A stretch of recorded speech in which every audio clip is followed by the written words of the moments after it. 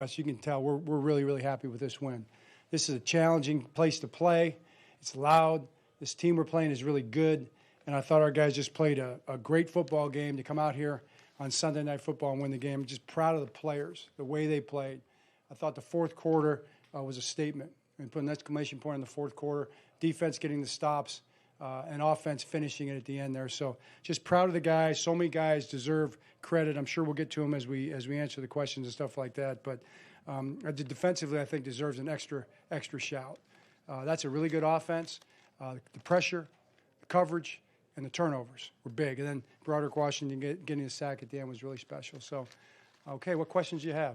John, after Zay scored that one touchdown in London, you kept saying, "Oh, I can envision many more." Were these kind of the couple that you could have envisioned later on? Oh, yeah, right. Didn't think about that. That's an interesting, tie together there. But Zay's electric.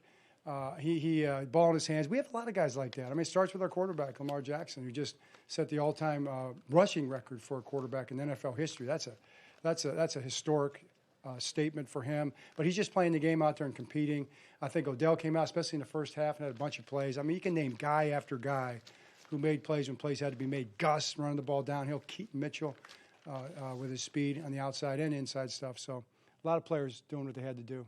John, given some of the questions you were asked about fourth quarters early in this year, how important is it to go into the bye, by kind of changing that narrative a little bit, by winning a close game in the fourth quarter? Right. Well, I mean, the narrative is not something that we really care about. It's the fact that the guys stepped up and won the game, and we've won 9 games, and all those games had to be closed out in the fourth quarter, one way or another. A couple of them were closed out in the third quarter, so 3 of them weren't.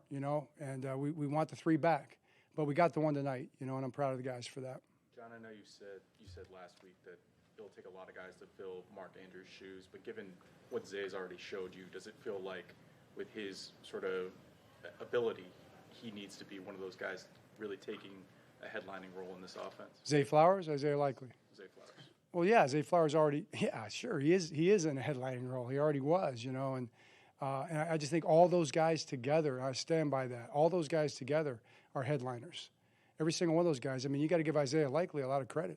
He made some really athletic plays out there. Lamar found him, catch and run plays that were just really special. John, you talk about the defense's ability not only to create turnovers, but getting counters from so many different ways. It seems like you never know in this defense who might make a big play at any time. Every single guy comes up and makes a play. Every single play, somebody's got to put a period on the play. Somebody on defense has got to make a stop, make a tackle. You got to bat a ball down. You got to do something to stop the play, or it's going to run into the end zone.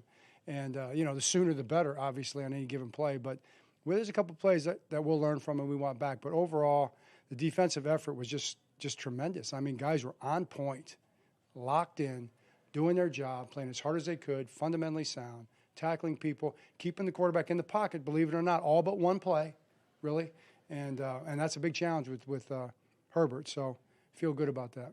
John, Coach, when did you know that your defense is going to be a special unit?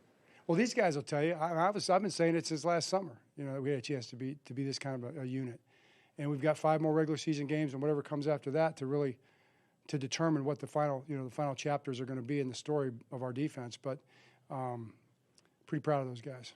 John, did you consider challenging the spot on the Lamar run and that preceded the 4th and 1 that you didn't get, and the one with Aguilar and the long play by Aguilar that preceded the 4th down you did get? Right. I'll say this, we had trouble with the down and distance and what the spots were pretty much the whole game, just understanding what it was going to be.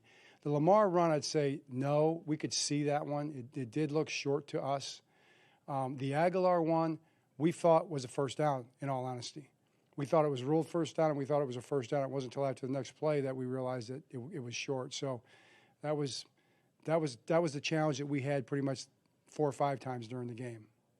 John, what does it mean heading into the bye 9-3 and you're atop the AFC right now?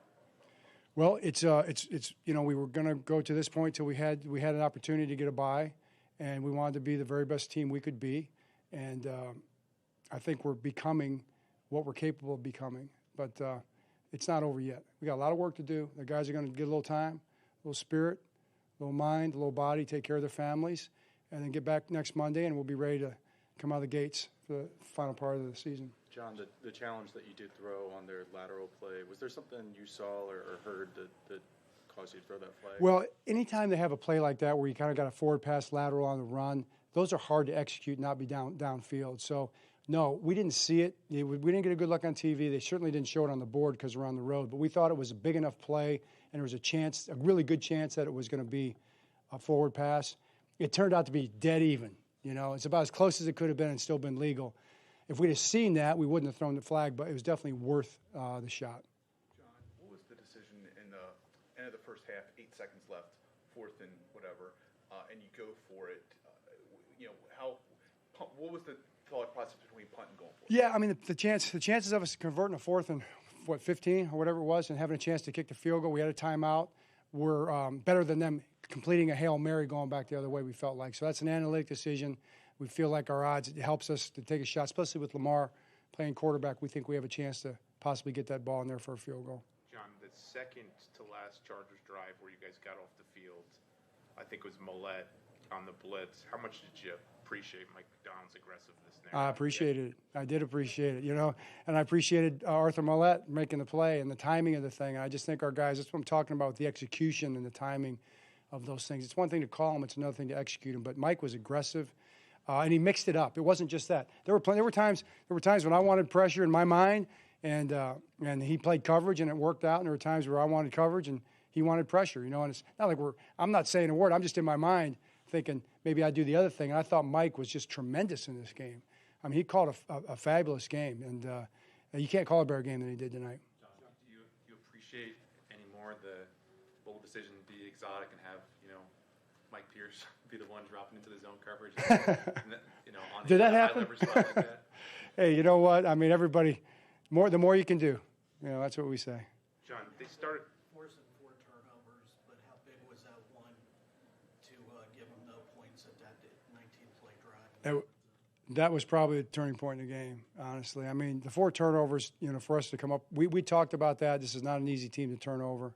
They haven't turned it over much, and that was going to be a key in the game. And then us not turning it over. I mean, that was just as important. And our guys were about that all week in practice. Starts with our quarterback right through the rest of the offense. And I thought that was the other part of the turnover equation. John, they started a Matabike announcement in the press box, and they never finished it. Do you have an update on that? Yeah, he's going to be in the concussion protocol, so we'll see where that goes. John, I know there's a lot of variance with this kind of thing, but any explanation for why you guys were so good kind of in your own territory, moving the ball, but then once you cross midfield, things just start to get bogged down a little bit? We'll look at all that, definitely. I mean, it's just play by play. There's certain things I'm sure that we can improve on for sure. All right, thanks, Coach. Thanks, everybody.